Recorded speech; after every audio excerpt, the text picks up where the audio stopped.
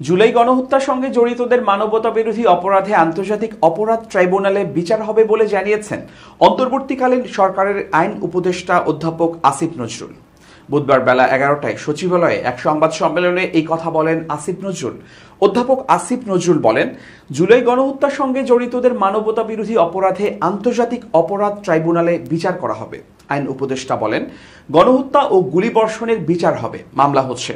মানবতাবিরোধী অপরাধ হিসেবে বিচার করা যায় কিনা তা খতিয়ে দেখা হবে। জাতিসংঘের তত্ত্বাবধানে তদন্ত হবে। তিনি আরও বলেন, সারা দেশে মিথ্যা ও হয়রানিমূলক মামলা 3 দিনের মধ্যে প্রত্যাহারের উদ্যোগ নেওয়া হয়েছিল, কিন্তু তা করা সম্ভব হয়নি। পুলিশ বাহিনী না থাকায় সেটা সম্ভব হয়নি। এখন পুলিশ যোগ দিয়েছে। আশা করি 31 আগস্টের মধ্যেই সেই সব মামলা প্রত্যাহার করা হবে। বৃহস্পতিবারের মধ্যে ঢাকা শহরের মামলা প্রত্যাহার হবে।